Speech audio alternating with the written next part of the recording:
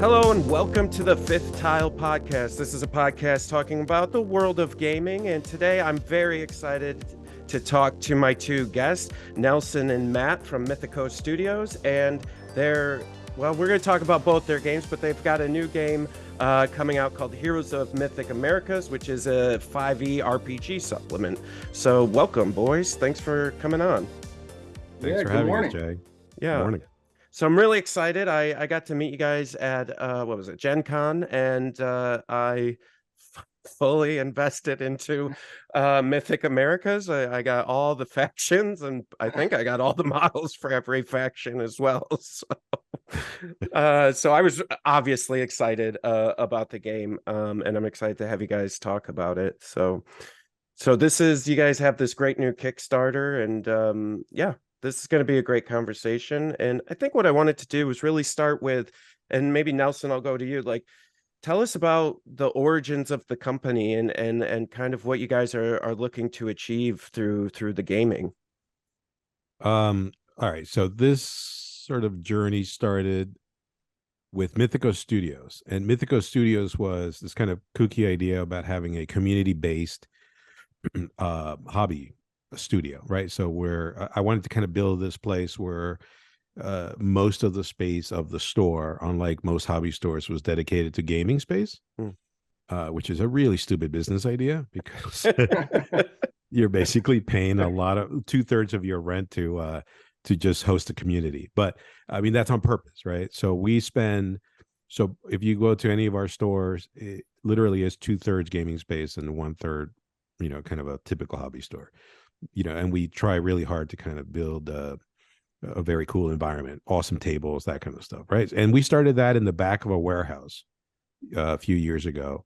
And then within 6 months, we just had so many people coming because the vibe was really, really good, and it's still very good. So we doubled in space, and then eventually we added another location, and then now we're sort of 3 locations deep, right? And it's, when I tell you it's community based, it's community based. I mean, Matt and I and the rest of the Silverbacks, which is our local gaming group. It's just a bunch of old farts who, kind of play games. We are kind of the first of the clubs. Where a lot of other clubs that play out of our store. So that's how it started. I wanted to kind of, as a group, we wanted to do something that just felt like we were celebrating the community first and the various games that people played, right? So I met Matt, I think, playing Legion. Yeah. And we played your campaign incessantly. And so that's the background for Mythicos Studios. And so I've had this project called based on kind of where I grew up, right? As I was born in Venezuela. I grew up in Colombia and Venezuela, and I'm what they call a mestizo, right? Mestizo is a half Spanish, half indigenous American person, right? Okay. And so my grandmother was full indigenous American. And if you're familiar with mestizos or indigenous American history, it's a tough background to research because the Spanish did a really good job of erasing a lot of records. So if you're an indigenous American person of have some of that heritage in you, like a mestizo person, a lot of Hispanics and Latinos are and by the way, the difference between a Latino and a Hispanic is a Latino is South American and the Americas. Hispanic is Spanish based. And my understanding is, just so people know, like when you say that, the Spanish through two to three different ways, but one of them was smallpox and stuff, right, came through and was wiping out the culture. And then secondly, when the missionaries were coming through with religion, they were actually burning all the documentation and any books or any like artifacts or anything that the South Americans, the indigenous people had. They were just lighting that on fire in the name of God. And so like a lot of the history, my understanding is, it got erased through those two things.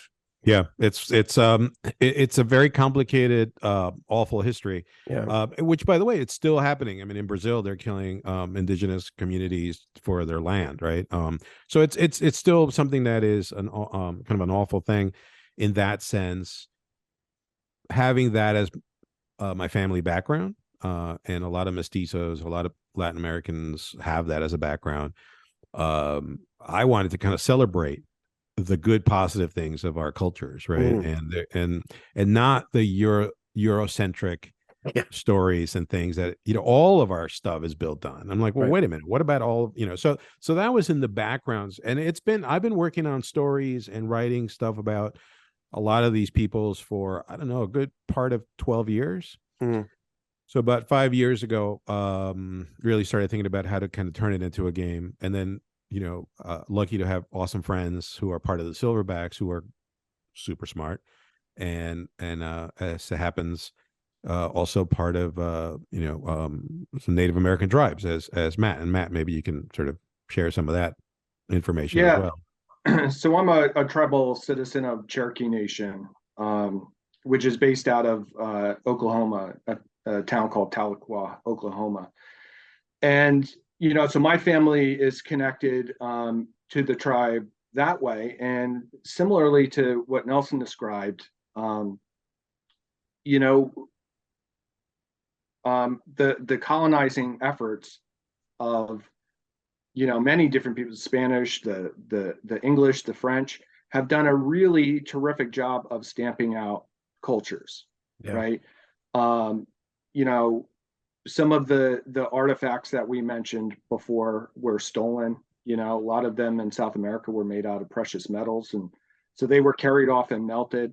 But just eradicating these people for whatever resources they had that somebody else wanted and felt like they were, you know, sort of divinely ordained to be able to have, right? Like, Yeah. I mean, you know, today's Wednesday, tomorrow is Thanksgiving, right? And You know, that was not lost on me when when we scheduled yeah, this. I was like, Yeah. well, all right, well, we'll do this, but yeah. And so there's different ways you can look at it. And there are a lot of Native folks who look at Thanksgiving as a sort of a depressing holiday. Yeah. Right. But on the other hand, if you sort of reflect on it, you had, you know, at the very root, and there's different ways to look at it, you had these pilgrims who were struggling.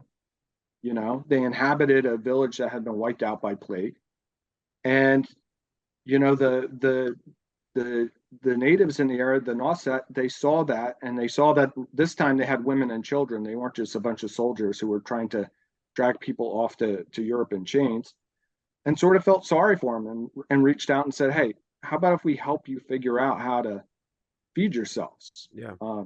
What we don't hear is that part of what sort of inspired that was they were stealing food from the pilgrims were stealing food, right, and digging up graves and things like that to try to survive. And then you have the whole thankfulness of that, which I like to believe sort of harkens back to the respect that many indigenous tribes have for nature and the world, and just being thankful to the plants and the animals that you know that you need to consume or pull resources from in order to survive.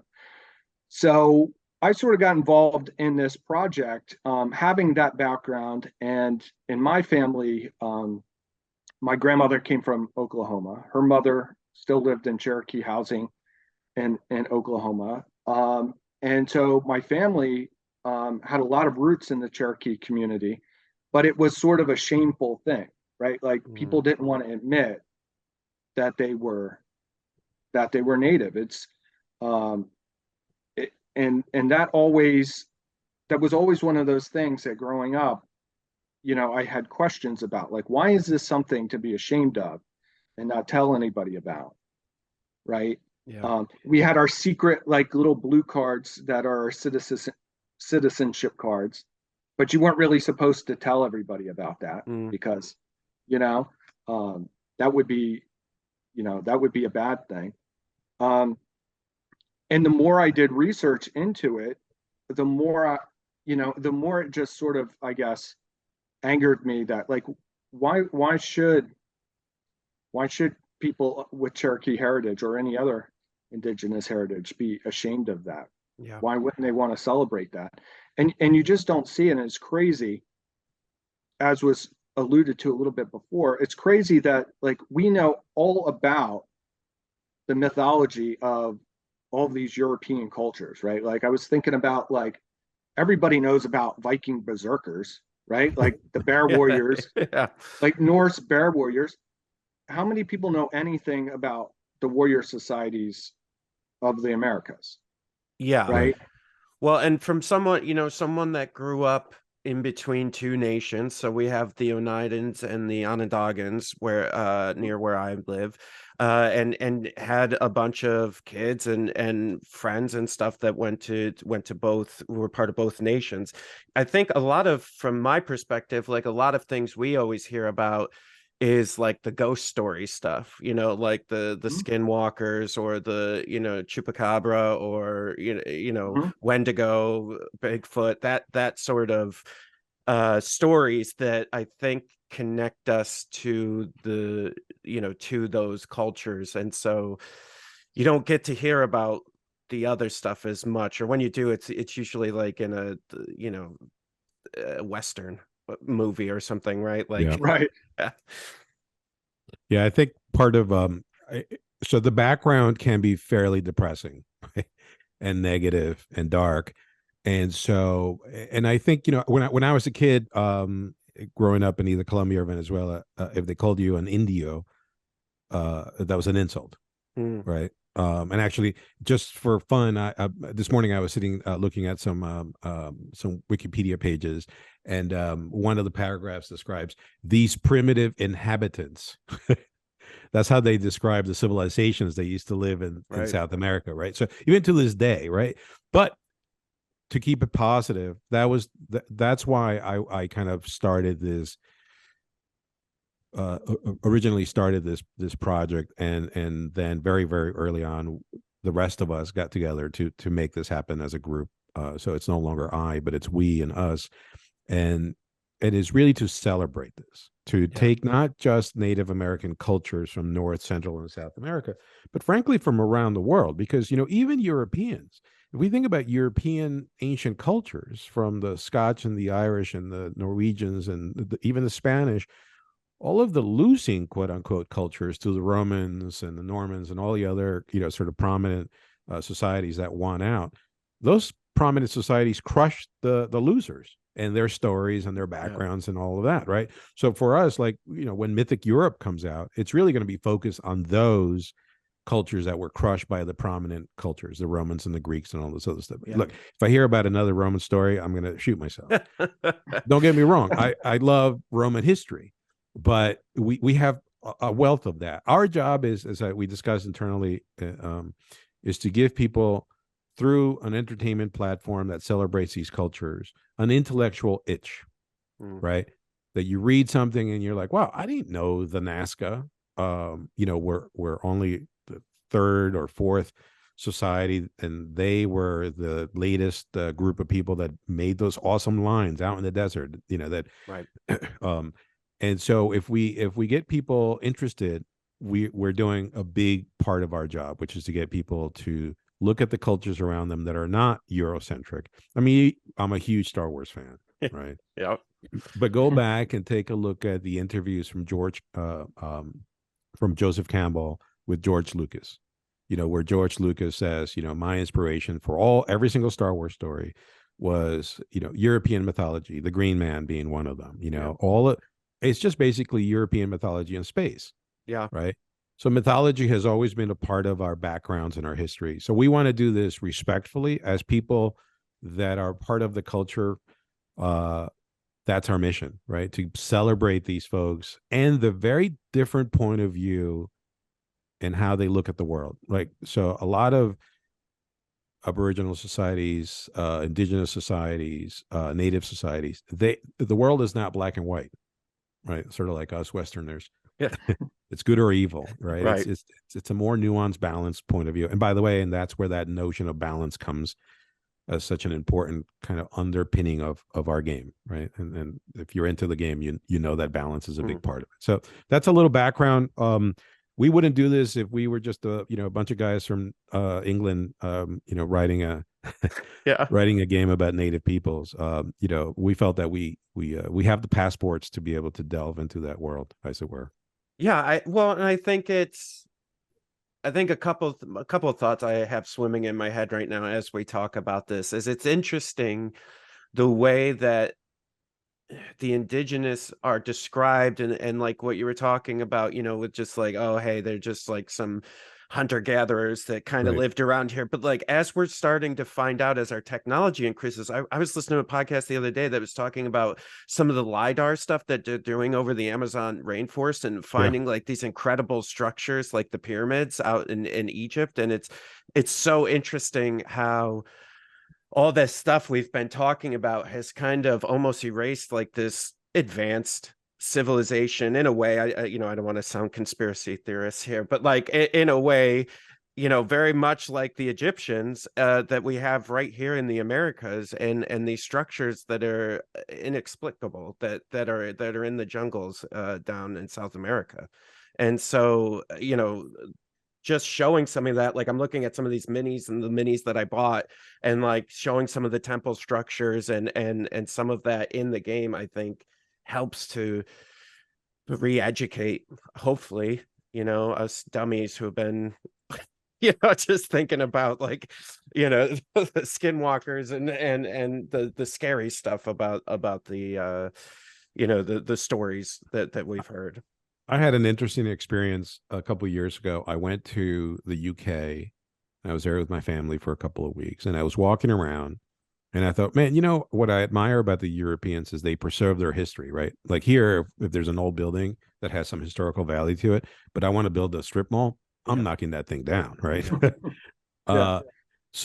But in Europe, and especially in England, I mean, all European countries, they really love and preserve their history. So when I came back home and I was working on this project, I thought, oh my God, we have 4,000 years worth of culture here in our background, like right here in New Jersey, where I live, right? There are entire societies that were, there were societies in South America building pyramids before the Egyptians. Yeah. Right. Mm-hmm. So we forget about that. There are pyramids and mounds in Mississippi all over, all along the Mississippi Valley that are thousands of years old. Entire communities with hundreds of thousands, of people living in cities with irrigation canals and incredible societies, right? But we don't know about that. They don't teach that, teach that in. But it's right here. My point is, it's right here. Like we can really experience that. That culture and those histories. And as nerds, I mean, come on, start looking into the mythology and the histories and the backgrounds of any of these cultures, and you're like, holy crap, there's just amazing stuff. So when I think, for me, what really struck me is I obviously I love games, and I like to know more about history, and one of the things when talking to the team and seeing your booth at Gen Con and really diving in was, I don't know, I just felt this, it's hard to describe, but just this connection to the mythology. And I just wonder if it's because it's something I always grew up with, maybe because like I explained, I live between two nations. And so, I wonder if between my friends that were members of those nations, and I don't know, like it's just really connecting me, like the bears and the giant eagles. And I'm just like, oh yeah, like this makes, I have no connection to like dwarfs and dragons and stuff besides them being cool. I didn't feel like this inherent connection to it. But one of the things that I described when we talked about in the podcast was like, it felt like, oh, we finally got a game that's like describing where I live to a degree. Do you know what I mean? And like the things I've grown up hearing about. And so that's, I think for me, was the most exciting part. Yeah, I agree. And there's really nowhere in the country you can go that there weren't people living. Yeah. Right? Like there were already people there. There were stories and cultures and mythologies. It gives us endless sort of material. Our problem is we're interested in all of it. And so we easily fall down those rabbit holes. and we'll show up to our design meetings, and there will just be some, hey, there's some, this is what I learned researching, something completely unrelated. I was just talking to one of the guys the other day, up from your neck of the woods, the Mohawk Nation. Yep. And what are they most known for? Their distinctive hairstyle, right? And why would someone do that, right? Like why does that originate? Like that's a thing that was on purpose. Yeah. And if you read about that, you really get into the weeds on that.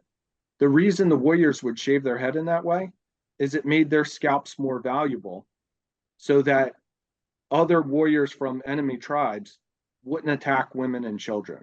They would focus on the warriors. So that hairstyle drew like potential danger away from the people they cared about. Like that's pretty awesome. Yeah. So that's pretty damn heroic. Yeah. Well, and the way they thought about things too. And so like along this lines, one of my questions I wanted to ask you, because I had watched a documentary about some of like I keep saying, that's I think why I keep saying skinwalkers, because it was kind of like about the like how the different nations thought about these mythical creatures, and some tribes don't even want to talk about them. Right. Like it's a taboo to even talk about it. And so how do you guys kind of toe the line between celebrating and pushing forward the cool things that we should know, and also being aware and treating the different lore with respect? So there's only so we have conversations regarding every single unit that we design, right? So before we wrote the game, we visualized creating a stage, right? Almost like a theater stage. And we wanted to make sure that whatever we put on that stage is not violating anyone's cultural values or cultural icons that are important from a religious point of view. Sometimes mythology and religion, especially by Westerners, can get mixed in the bag, and then just they use it all. You see it all the time in popular culture, and so the reason I mentioned the stage is because what we're doing is we're mixing historical peoples, historical units, historical forces with mythological aspects, right? So I'll give you an example of skinwalkers, skin changers, any of that we don't include in the game, right? Because there's a spiritual aspect to that. Matt can sort of ascribe to that more, give more detail to that.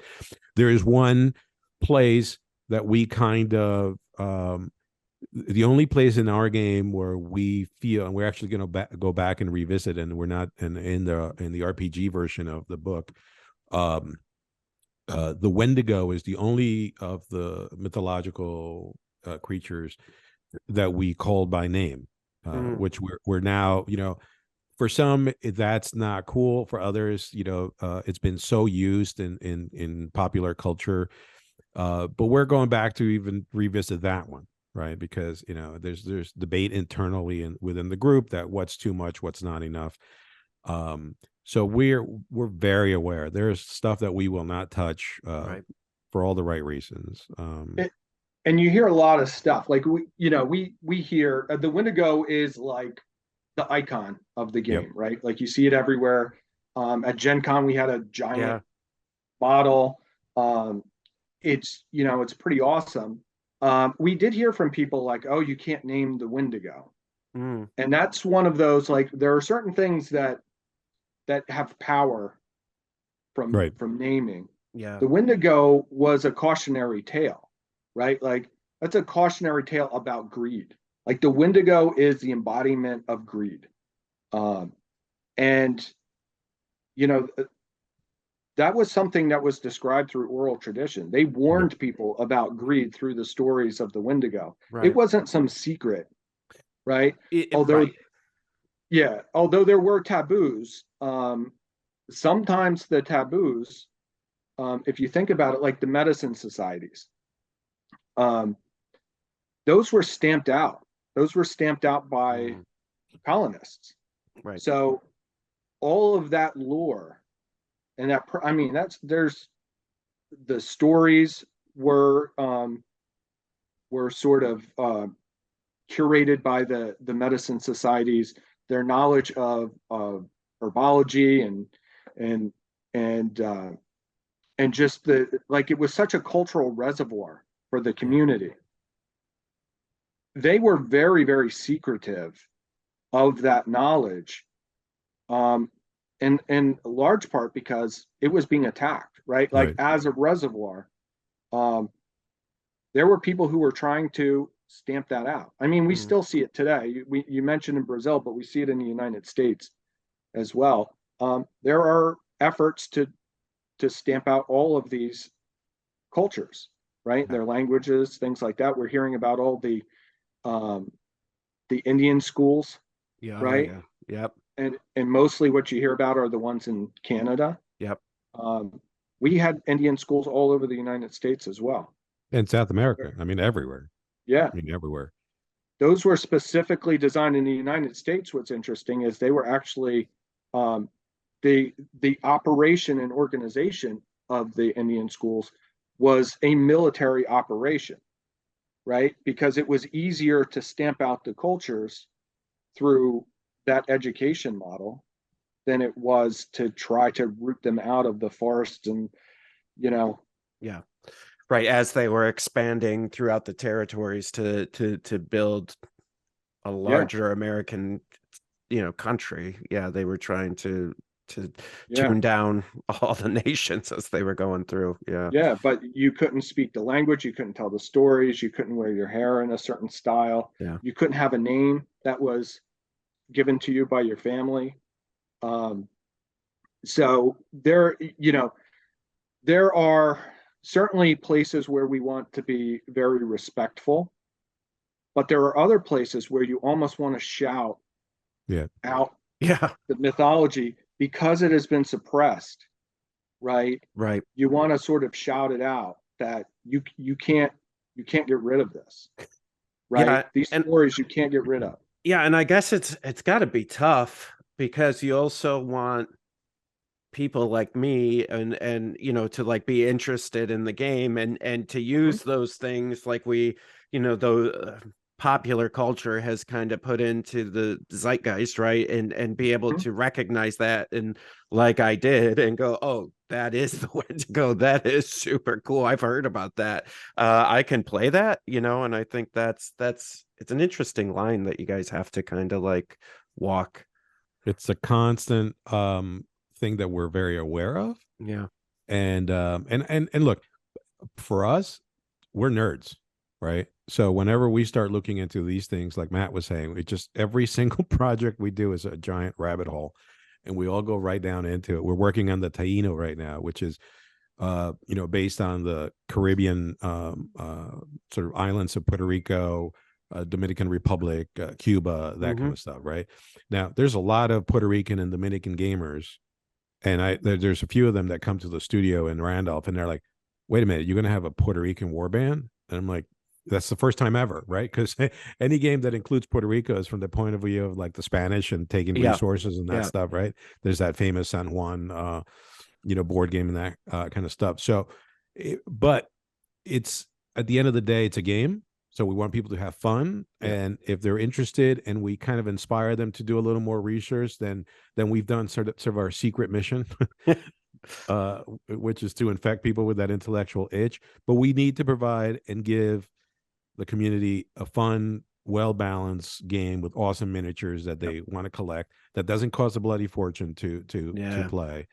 With the rules are free and that kind of stuff. So that's the main mission as a gaming company. Well, and to that point, just for everybody, like I said, I went hard into your game. I bought everything I think you guys had available at the time.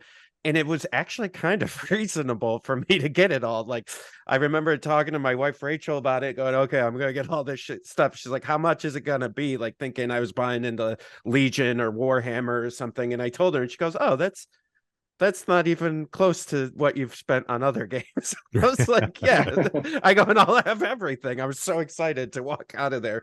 Yeah, so I personally, I can attest to that it's a very reasonable thing to get into. And I was actually looking at the Kickstarter for I know we're jumping around, but I think it's all connected, right? Because my guess here is some of the minis that if you've already have Mythic Americas, the Warlords of Erewhon version, that you could probably use some of those minis in the RPG. Definitely. I would guess, and so like I was looking at your different pledges and I was like, oh, this is again super reasonable. Like it starts off at $15, and so it's like anybody could get into that at that price range, which is amazing.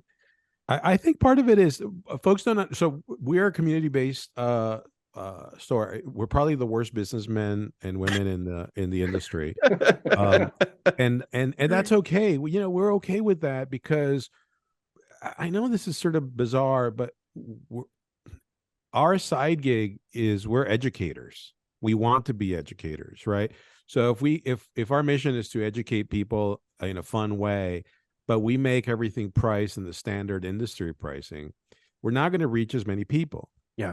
So we're also not going to make, we may make more money, but I just think we would fail at our mission. So I think right now and moving forward, really our goal is, hey, you know what? It's not going to cost you hundreds of dollars to pick up a force, for Mythic Earth or Mythic Americas. You literally can spend under $100 and get going.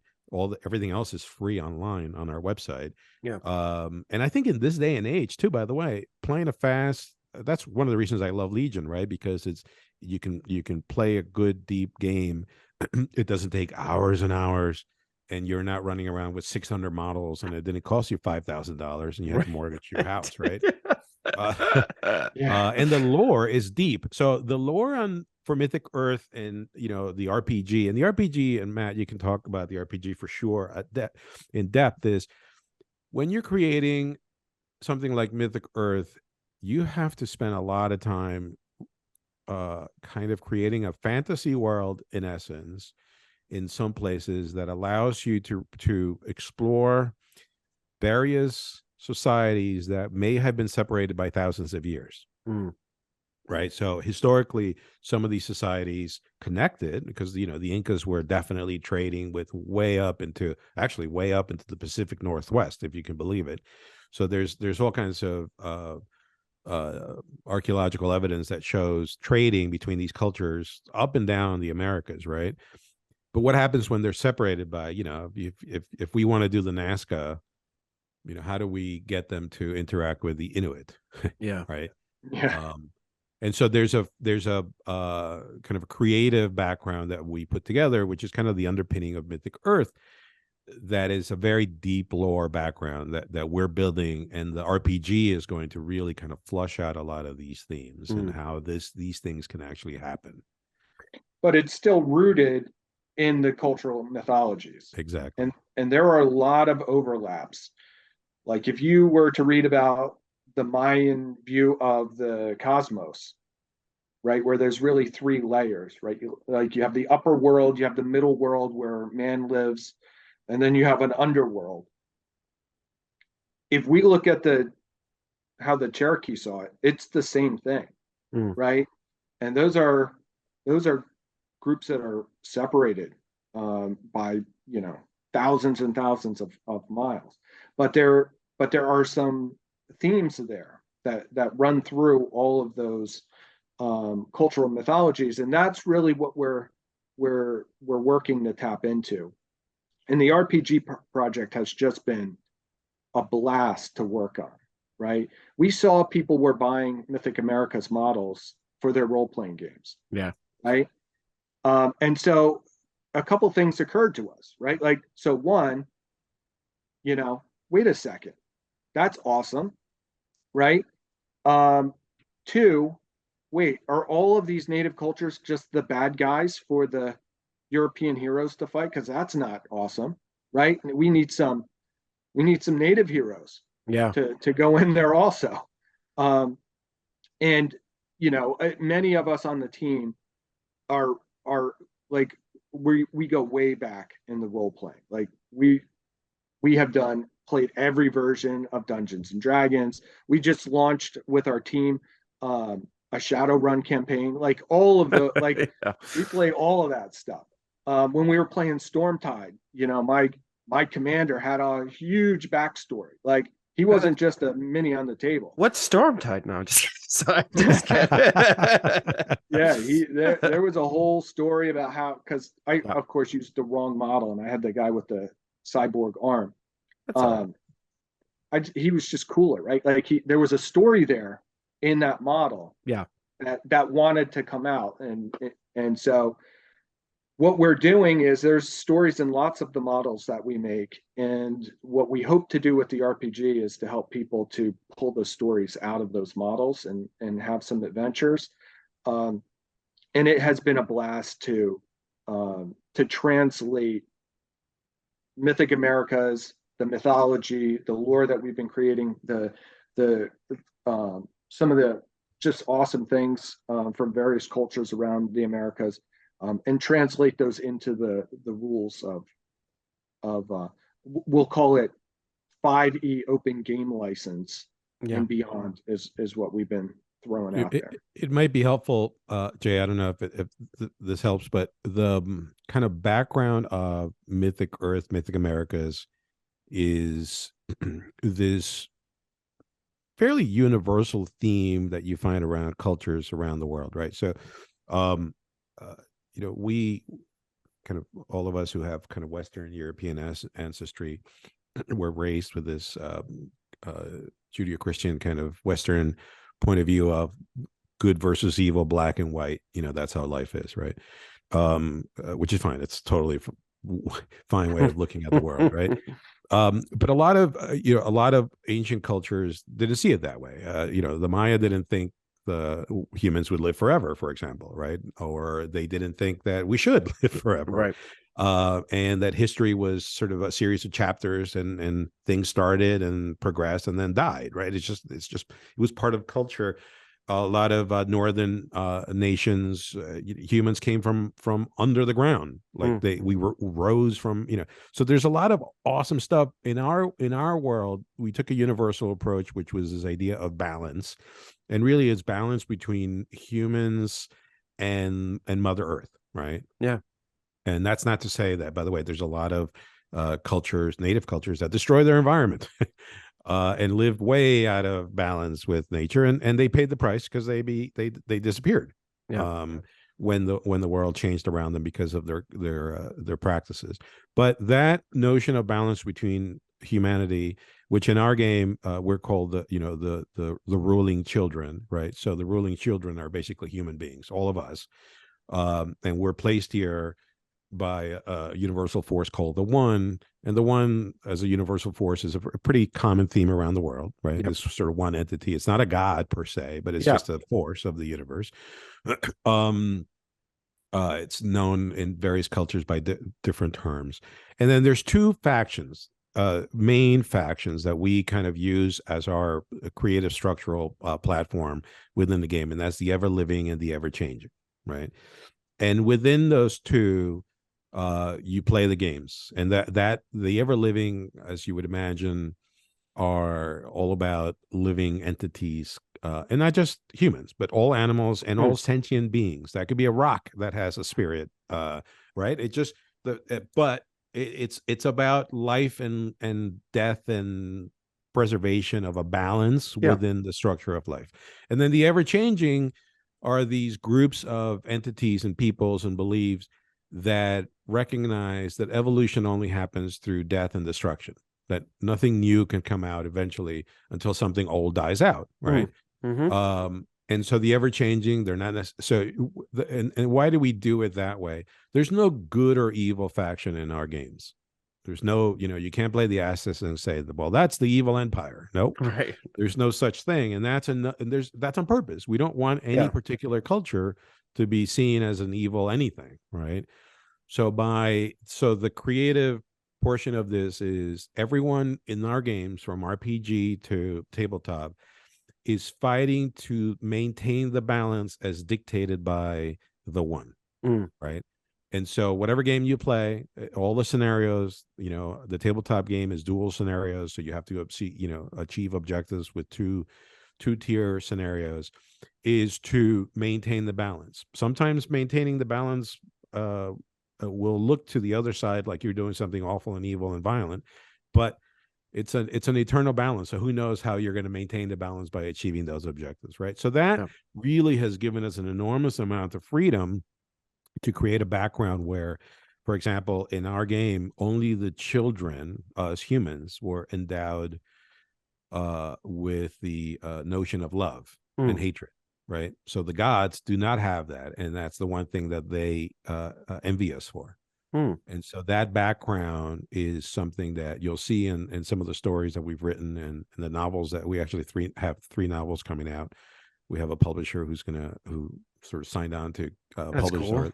Yeah. So, and the novels are actually based in modern times, believe it or not. So it's that notion of the balance is really kind of a universal thing that travels through time. Yeah. So this background really kind of gives us freedom to play our games without feeling like we're making any of these cultures evil or bad.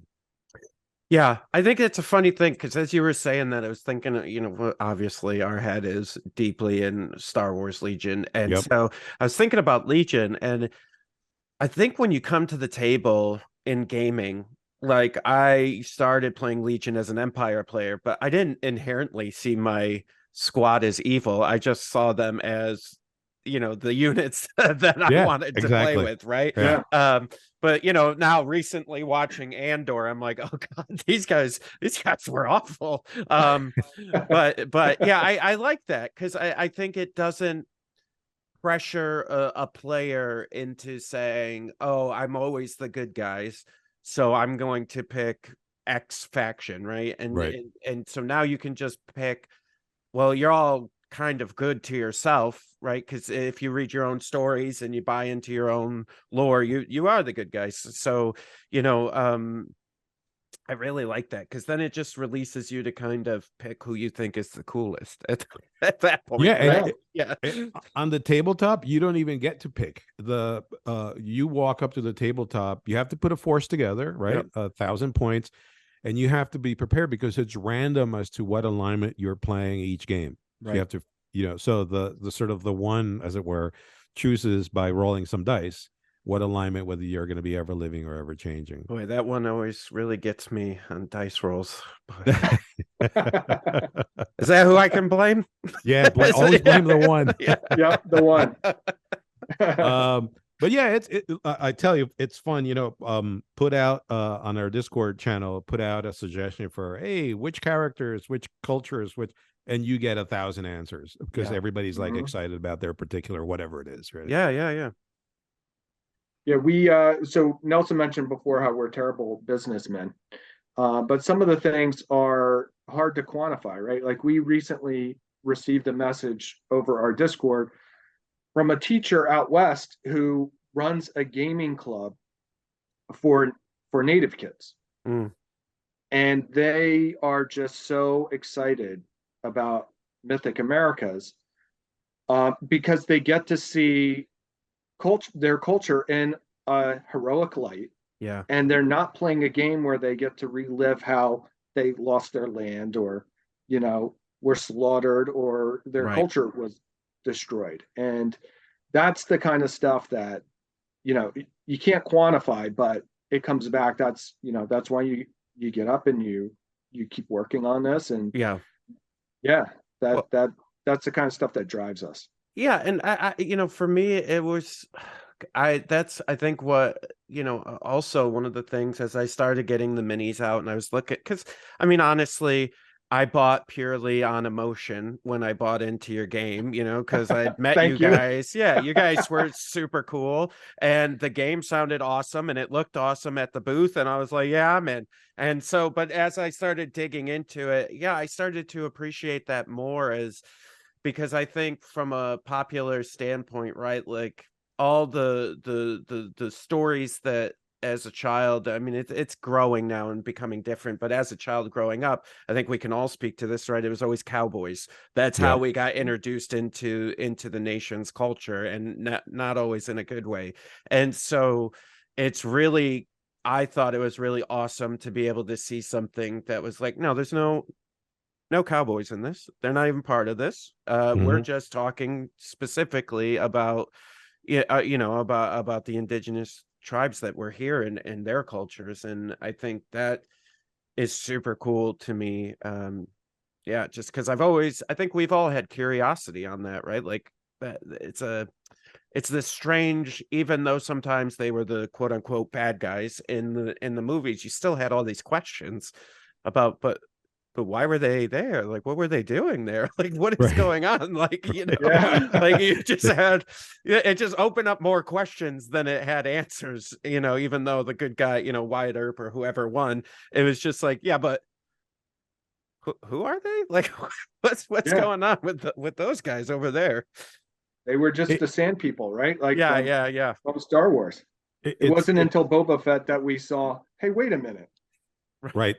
There's actually a whole society here. Yeah. It's Mythic Earth.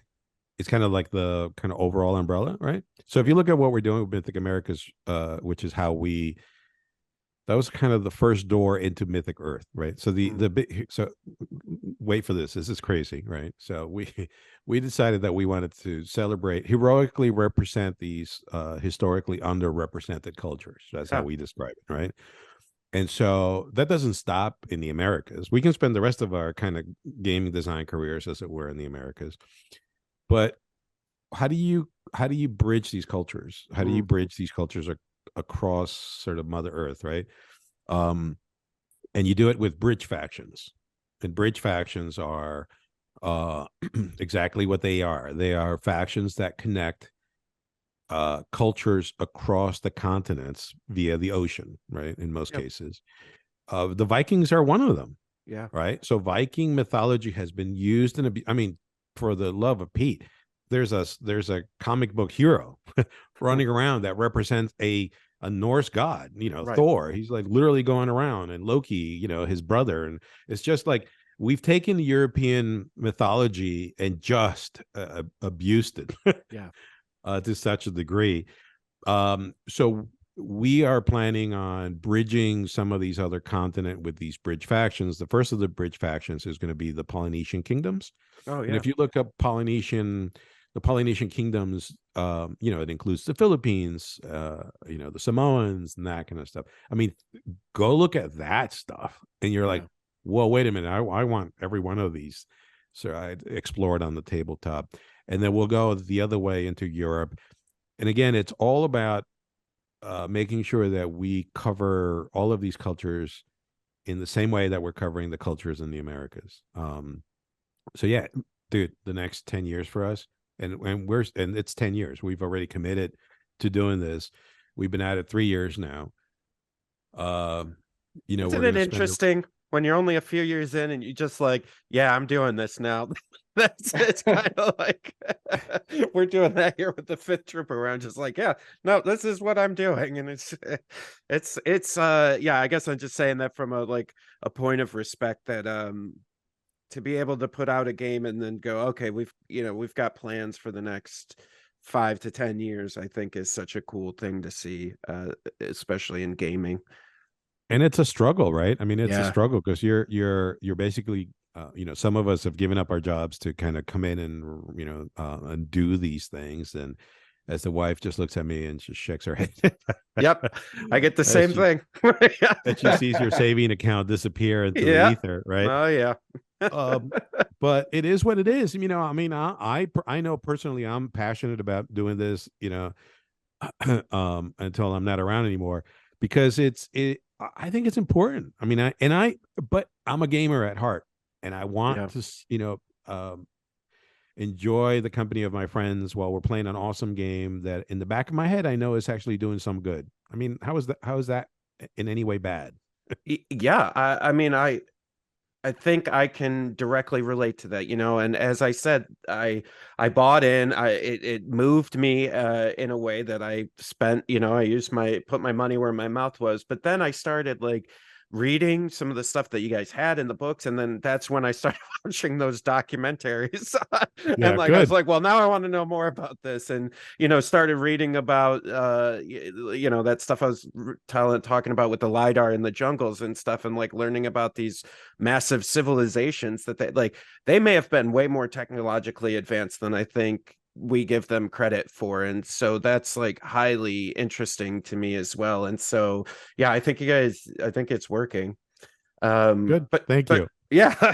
So okay, so we got the history of kind of how you guys are doing this, who you are, and so I think what I'd like to talk about is there's right now, you know, you've got plans for the future, but if you at all were moved by what we were just talking about, there's really two ways that you can get into this world. There's the Mythic Americas Warlords of Erewhon tabletop game. So if you're a Legion player or 40K player, this is going to be kind of your in to this world. And I think we kind of, you know, Matt and I, when Matt first reached out to me long time ago, our connecting thing was Warlords of Erewhon, right? Like I talked about how Yeah. much I loved that and how that kind of influenced Stormtide. And Matt was like, "Hey, speaking of influence, you know, Warlords of Erewhon is what we base our game off of." And so, tell us a little bit about that and how that's been going so far. Um, so we're great friends with the guys over at Warlord Games. Um, and uh, when I first saw the Warlords of Erewhon rule set, I've sort of been a big fan of Rick Priestley for a long time, right? And Yep. that's one of his books. And you know, Rick at the beginning of this project, I communicated with Rick on a regular basis, and you know, of course, he is kind of the father of the hobby, as it Yes. were, right? Because of Warhammer Fantasy and all those other games from Games Workshop. Um, but what's really interesting to me is that he wrote Warlords of Erewhon almost to be a generic rule system, right? Like a no frills rule system that would really sort of focus, give you the tools. But the intention was never to create a game Right. with it. It was just really to let people play with their dwarves, their elves, their orcs, and that whatever it is that, you know, and it was cool. And I think it works very well that way. So we started with Warlords of Erewhon, but the intention as sort of expanded a little bit, because what happened was, as we started introducing more and more forces, as we call them now, instead of war bands, we realized that the Warlords of Erewhon, because it was designed to be more of a generic platform, right? It has to have a much more rigid structure, and therefore it has to, and that structure is really based on the order dice system, right?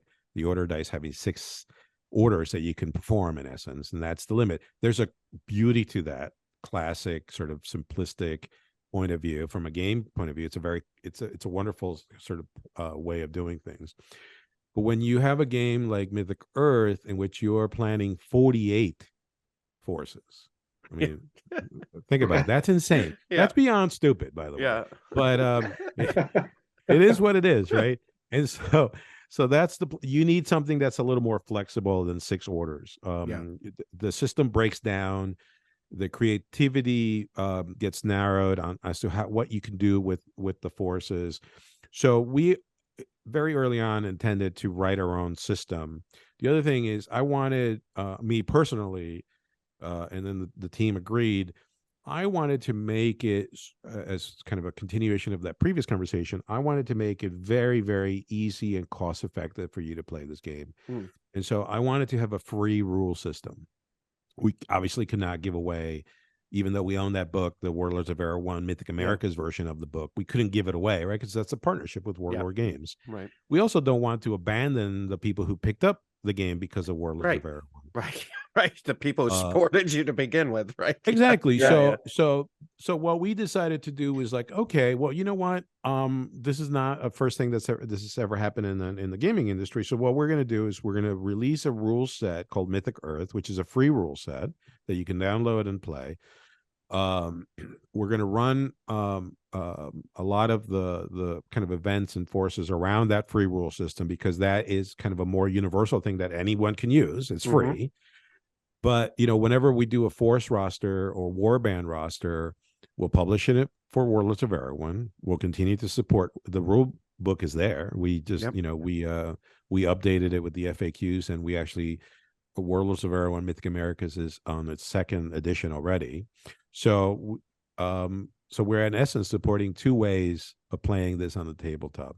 The free way, you know, which is the Mythic Earth version, and the Mythic Earth version is really the one that removes the order dice system. That's the biggest difference between the two systems.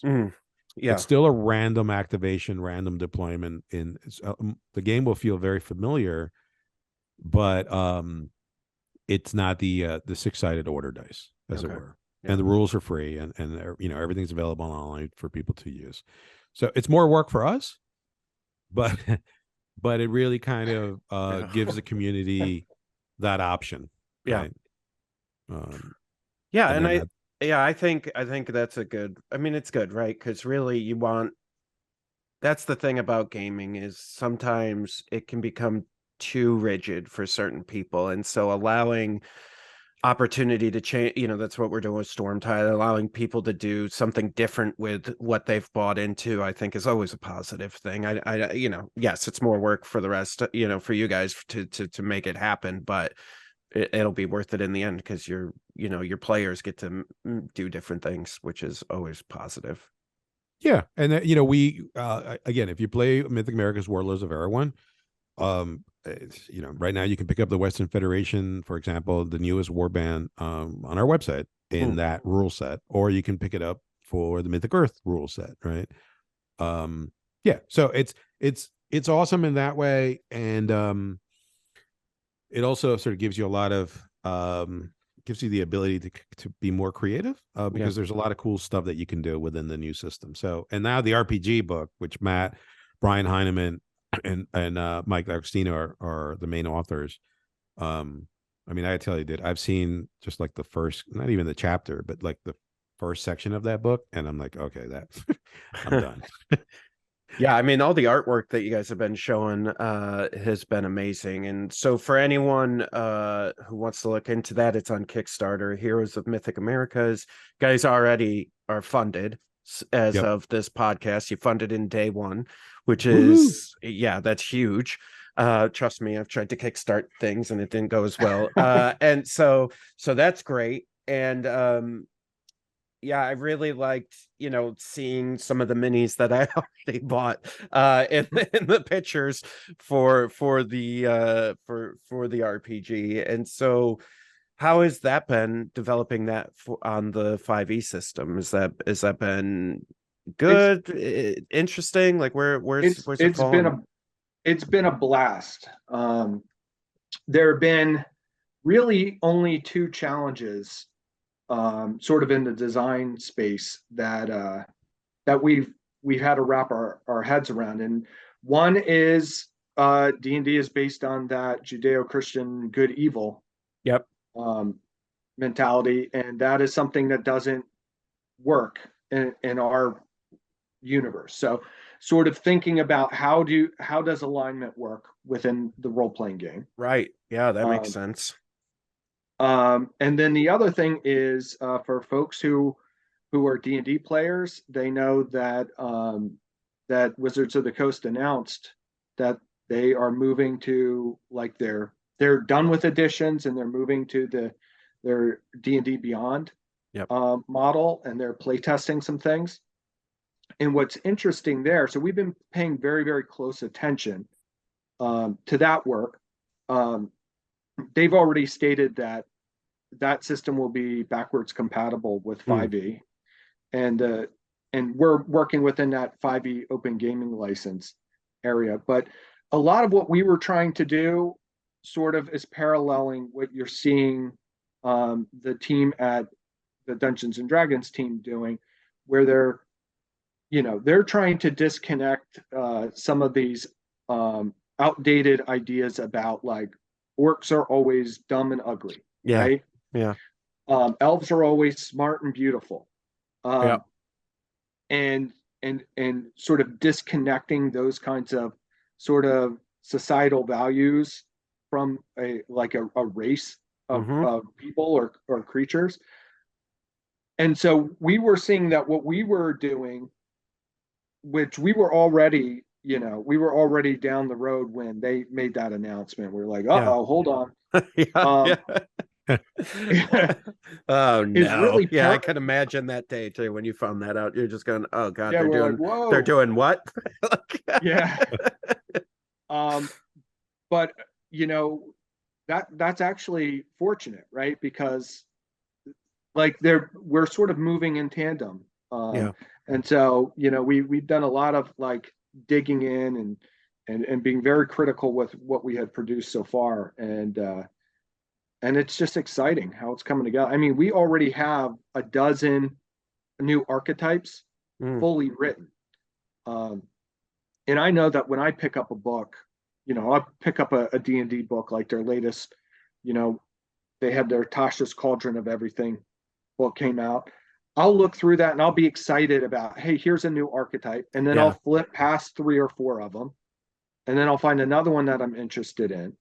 And I'll feel good if there's maybe 3 of these archetypes in the book that I'm interested in trying out. Yeah. I want to play all 12 of ours. Like, I need 12 new characters to play all of these. It's crazy. As it comes together, it's been super fun. It's a new way to sort of celebrate some of these things and to plant those seeds that cause people to do research. They are scattered all throughout the book, and it's super exciting. That's good. Yeah, great. Well, I've got some more money to spend with you guys and some more research, I guess, that I'm due on. But so we can find the RPG on Kickstarter now, I think. So when this comes out, you guys will probably have still like 20 days. So you'll have plenty of time as a listener to join in on the RPG now. And where can we find all the rest of your stuff if they're interested in buying or learning more? So if they want to, so mythicamericas.com is the main website for the tabletop game. And that's, you're going to be able to migrate to that from mythicearth.com in the future. But right now, mythicamericas.com, mythicos.store is ours. And you can get to that from mythicamericas.com as well. But mythicos.store is our main kind of online store where you can get all of the Mythic Americas stuff. And then the Kickstarter is, Heroes of Mythic Americas, which, by the way, and not to kind of plug it, but what you mentioned before about the value, like if you look at the hero pack where you get the book and then you get all the miniatures, these are all going to be Siocast plastic, right? So not metal. But all of these minis you can't get together in a bundle like that right now. You'd have to buy all kind of the leaders and magic users separately through mythicamericas.com. And even though it's inexpensive at $17 a blister, you would have to buy, I think it was 15 blisters. So it's an enormous savings all along the Kickstarter. So even if you're don't play the Mythic Americas games, the role-playing models from this, that's kind of ridiculous, the amount of models that you're going to get. Yeah. I mean, I think I did the $99, the $100 one that came with I think that's the hero player pack or whatever that came with 17 heroes. Because I do want to get the heroes, but like some of the monsters and all the other things you guys are showing on here, I already bought. So I'm gonna just go ahead and use the ones I have. But that's the nice thing about this. And what I was saying earlier was all the different options on the Kickstarter. That's kind of what stood out to me first when I saw it. It was like, oh, so I could send this to somebody like a buddy and be like, yo, get in on this Kickstarter, and I'm gonna go ahead and get the heroes pack and get all the get the hero minis. So just do the $15 one and get the PDF so that you can get up on it. I'll have to print it book, but yeah, so please, everyone out there, I highly recommend supporting these guys. The tabletop game is amazing. It sounds like the RPG game is going to be just as good. And all the minis, I mean, I literally opened all my minis and was just looking at them for like a couple hours and just like inspecting them because they're all beautiful. And just the whole thing is amazing. So you guys are doing a great job. Yeah. Thank you. Thank you. Thanks. All right. Well, thanks for coming on, everybody. Like I said, go buy their stuff right now. Just take a second. We're signing off. Just go buy all the stuff you can from them, because they're not out of England. They're out of New Jersey, just so everybody knows. So, they're local boys for us anyways, because we're New York. So, go support them. And yeah, that's it. Thanks for coming on. All right, Jay. Thank you so much, Thanks, man. Jay. Appreciate it. Thanks. Love your support. Thank you.